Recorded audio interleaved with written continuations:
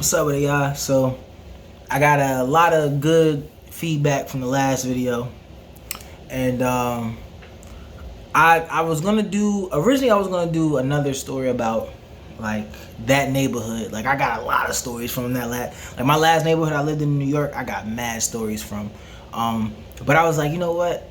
There was one thing that I wanted to answer because someone actually asked me this not recently. It was like a few months back. But whenever I get into stories about like how I used to get in trouble and like the stories, like my temper and shit like that. Like people always ask like why I stayed out like the streets, like why I never really got in any trouble when I became a teenager. Because I was kind of the opposite of like how a lot of kids are, especially dudes. Like a lot of times you might be good all the way up until like high school, and in high school you start doing dumb shit. Where I was flipped. Like I was in and out of trouble kind of all the way up until like 8th grade. But like 8th grade, I really wasn't in much. Like I was kind of, I might get something here and there. My freshman year, I had like maybe an incident or two, and after that, I just wasn't even in the way. Like I'd stay home and play my game, just chill out or play football. Like I wasn't really going shit. But there's a reason why. Like I was actually like we all do dumb shit, and I was still doing dumb shit my high school year. But I got an idea of like how the streets was, and I just wasn't fucking with it. So I'm gonna break that down. Just basically like why I stayed out the streets. So. And I do have a haircut, well, somewhat of a haircut. Like somebody asked me why I'm always wearing my hat now. That's like this hat. So it started off right in 2012, well, 2011 actually. We'll go all the way back to 8th grade.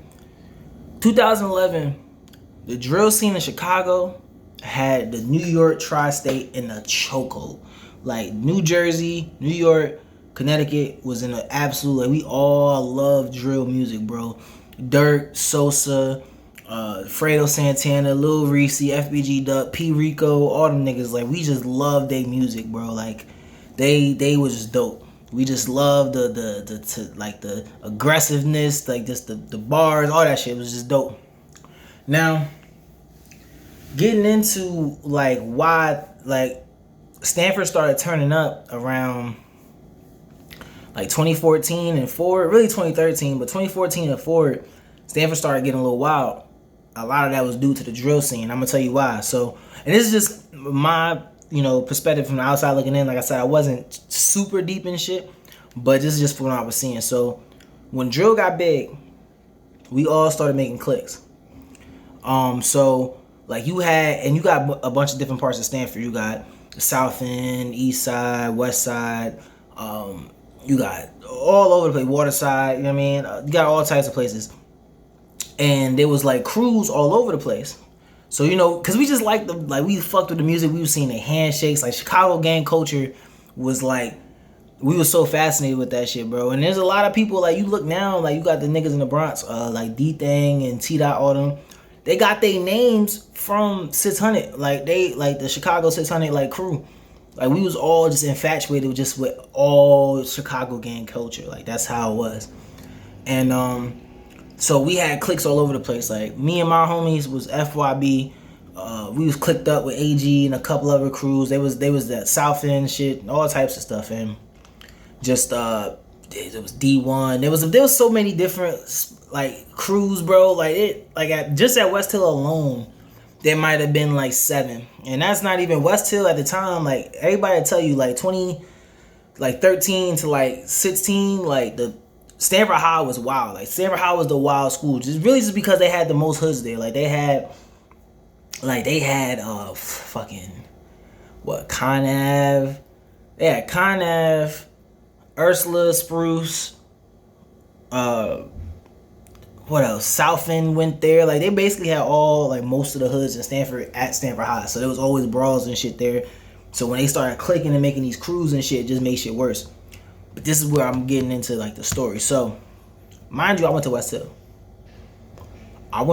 Hill. And all my main group of homies went to Stanford High. Like my homeboy Brandon, Claude, all them, like they all went to Stanford High.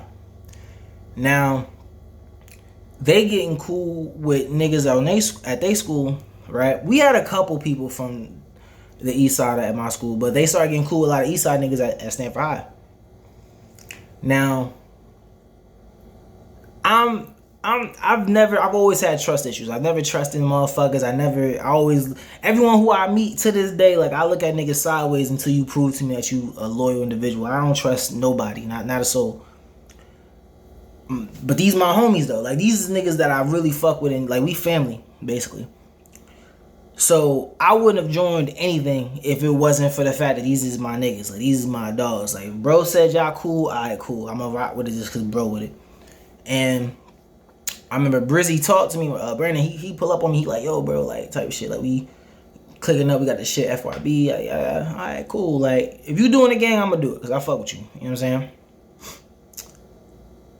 Fast forward, I start meeting other niggas that was clicked up with everybody that was in it. Homeboy Mikey, you know what I'm saying, all that shit. We start hanging out, and we all, like, Claudio's spot was on the south end was the main place we all hung out at, cause like Claudio's mom's was pretty cool. She would let us hang. We go to his room, play PS4, have a good time, shit like that. And then Claudio's dad stayed on the east side in the hood, and he do these barbecues where he make mad food. We come outside, we playing dominoes outside and shit. We chilling, just hanging out, having a good time. Now, here's where what kept me out of the midst more, what made me want to get out of the midst. Like, I never got fully in it, but just it told me, like, just leave that shit be. Like I told y'all, football gave me a reason to like, I always thought twice about shit because of football. The only thing that ever made me like want to crash out was if people play with my homies, because I'm just like, same story as told with Barry. Like, I've never, like, I didn't have like cousins and all this other shit, like a lot of people that I was super close to. So like, when I had these friends, these was people that, it wasn't anyone who I talked to every day. You know what I'm saying? So when I was with these niggas, bro, that like, these was like my family, bro. Like, we was like, I held that true. And I don't let people play with my peoples. You know what I mean? So when we started hanging, one of our homies, Mikey, like I said, he real cool. And we hanging out. He's clicked up. He FYB too. And he is like picking up beefs. Like, now, like I said, there's a bunch of crews in Stanford. Slowly but surely, like, you hearing about fights, but these stories are starting to get wilder as the years go on. So from like 2013 to 16, it'll start, you'll hear some shit. Oh yeah, it was a brawl here, it was a fight here. I remember I even went to one, these niggas deep as hell, like 20 deep, went to this nigga crib. I'm out there too, I just wanted to see what was gonna happen. They called in this nigga crib, they call his mom's a bitch, like they in that bitch, like it's starting to get kind of turned up. But then the story's getting worse. Like, as the years, like, you start hearing, they went to the party, bro hit a nigga in the head with a belt buckle and split his shit open. You hearing, bro got jumped by such and such dudes and stabbed 3 niggas, and you hearing about this nigga house got shot up. You starting to hear, like, Stanford starting to, like, turn up, like, and at the same time, in the same area, 2 of my homies get robbed. You see what I'm saying? Like, one of my homies got robbed. Well, it was, he didn't get, like, he lost. I think they took his phone. I have to ask, bro. I can't remember. It was one of my homies. I won't say his names. I don't want to put nobody on blast. But like, he got robbed. He fought back kind of though. The niggas took something. I think they took his phone. And then my other homie got robbed at Knife Point on the over by Spruce. So like, niggas getting robbed, and you hearing about it a lot. Like, there was a few people that got robbed around this time. Like, these are just my close homies, so I know about them, and I always felt a way about that. I was hot. You know what I mean? And they got robbed. Shit. There was one point I went down to I was coming back from somewhere on the west side, and I was walking to Claude crib, and shit. When I tell you, I was almost a victim, gang. Like, I was coming, like, they had just shut down a house party around the block in the V.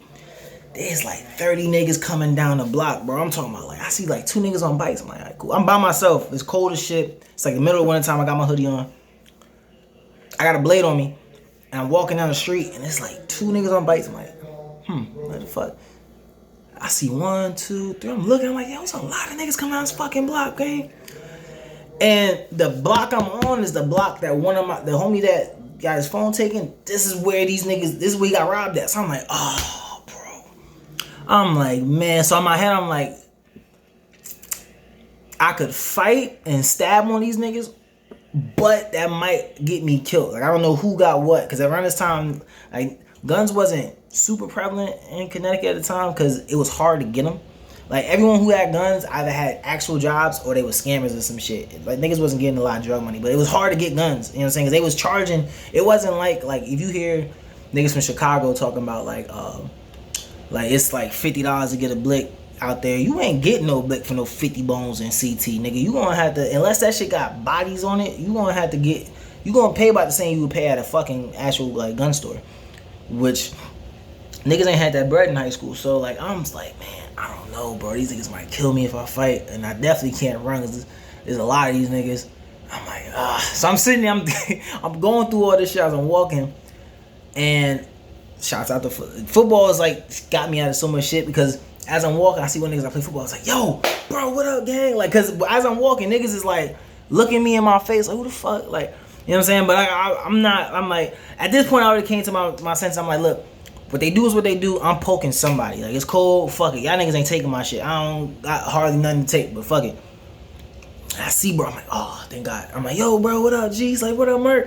We dapping up. Like, thank goodness. You know what I'm saying? But this is how Stanford was starting to turn out at this point. Like 13 through 16 started getting kind of wild.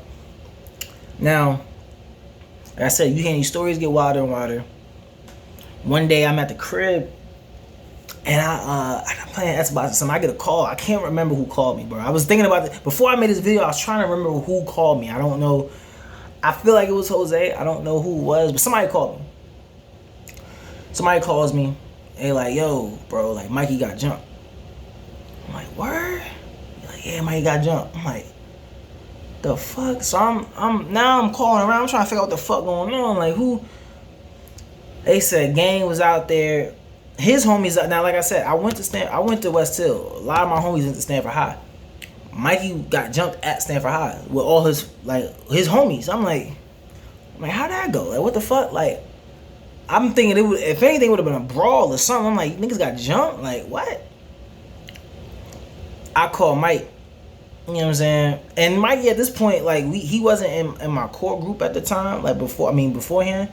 But like, he started coming around with Brandon on him. We was hanging every day. Like, we was at Claw Spot on the South End every day. You know what I'm saying? Hanging out, birthday parties, niggas having a good time. This is before I started drinking and shit. So I would just be out there watching these niggas at the food throwing up and shit, just having a good time, bro. We, you know what I mean, having fun, playing a game. So I'm like, what the fuck? So I called bro. I'm like, yo, what happened, bro? He tell me the story. He said niggas pulled out a strap on the crowd and then went and jumped him. I'm like, I'm listening to it. I'm like, but, well, actually, no, he didn't tell me that. It was somebody else that I called before I got in touch with Mikey, because Mikey didn't answer his phone. They told me the niggas had a strap, and then, you know what I'm saying, I called Mike. Mike said, like, nah, niggas ain't had no strap. They was just, yeah. I'm like, so now I don't know who to believe, but I'm like, bro, I just know my homie got jumped, and I'm hot. Like, I'm steaming mad. I'm like, well, this is some bullshit. I click up with Mikey that night. I'm like, yo, so what we doing? He's like, yo, my niggas on the other side of town. Niggas they got straps and like we can slide tonight. I'm like, I'm hot. I'm like, man, fuck it. You know what I'm saying? So we go to the other side of town. We link up like 8 o'clock. We talking on the way there. Now, I know the niggas who jumped him.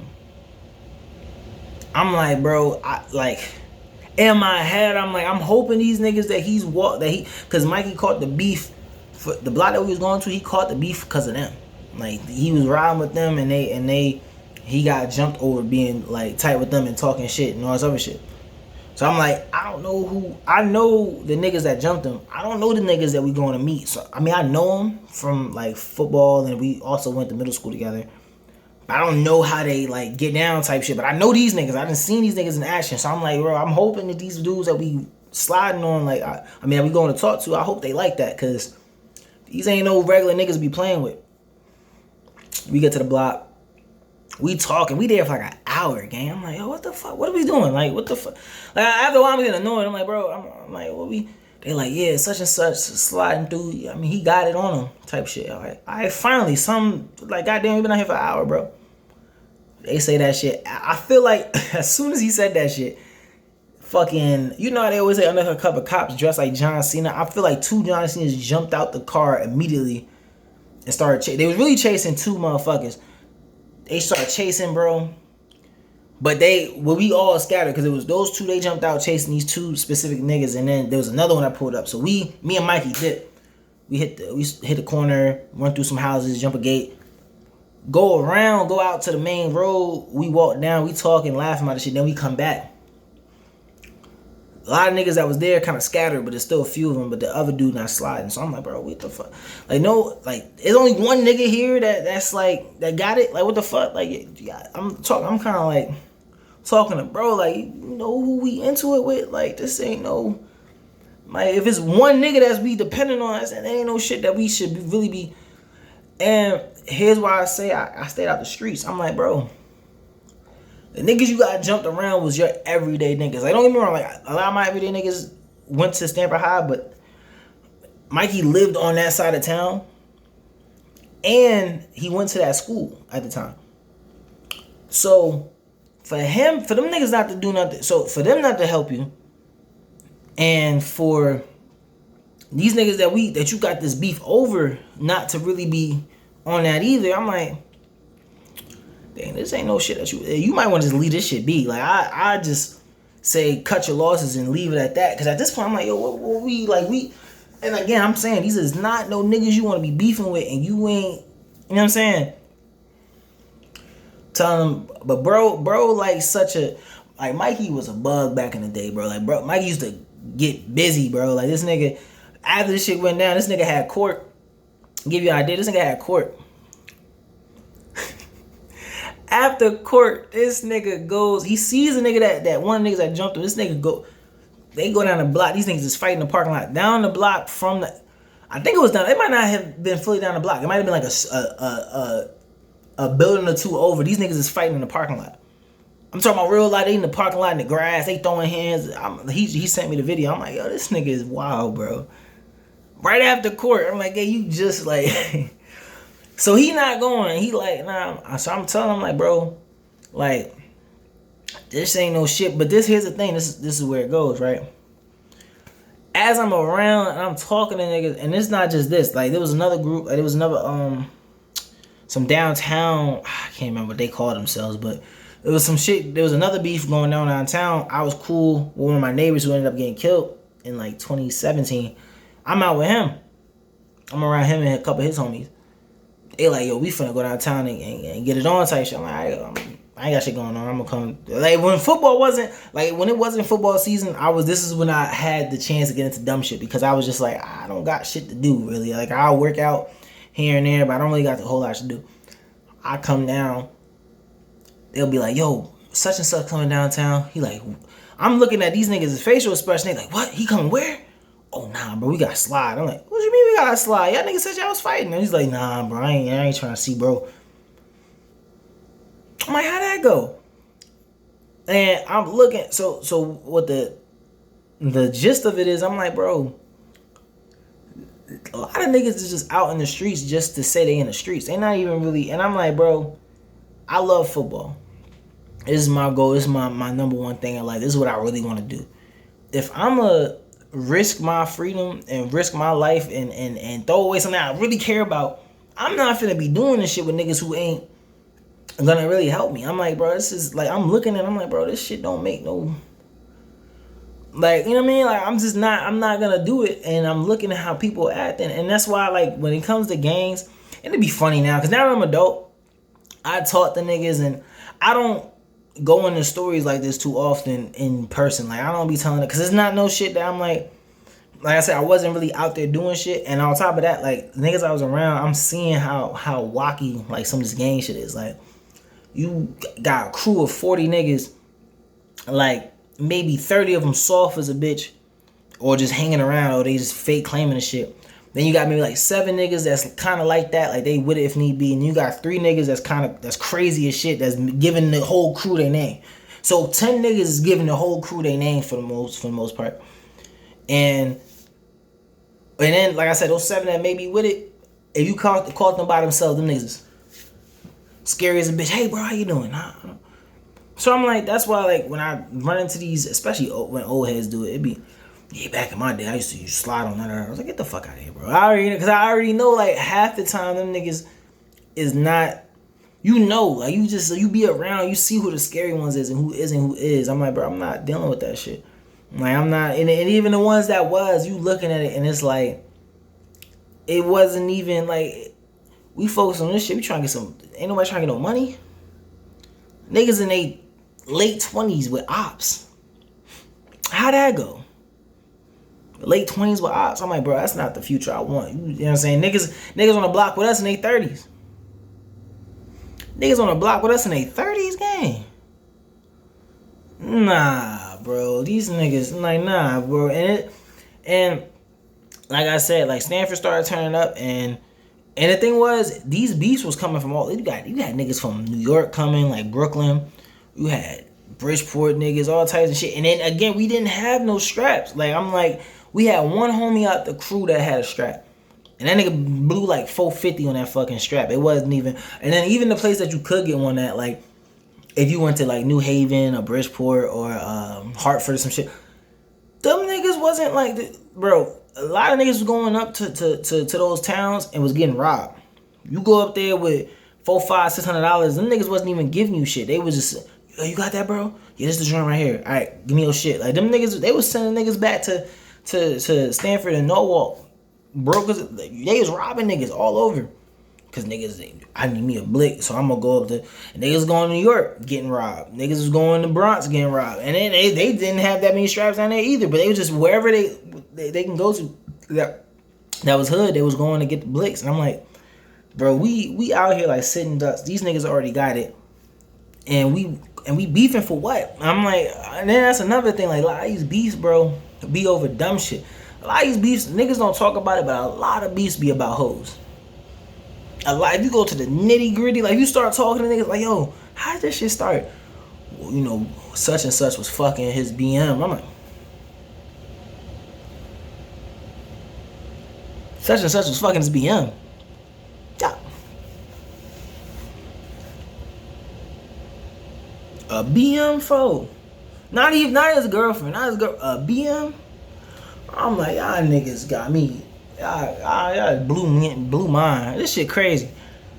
But, you know, but that was the reason why I stayed out the streets, bro. I was just like, between football and then just getting out there and seeing how niggas was moving, I'm like, bro, I'm not, you gonna get in some shit, and I don't know how big some of these videos gonna get, but if there's a lesson from all this shit, I wish a lot of these kids that got into this bullshit and got into this trouble really knew what they was getting. Because I feel like whenever I see like that kind of remorseful, like, yeah, these niggas wasn't ever for me type shit, I always see from dudes that already went to jail and shit like that.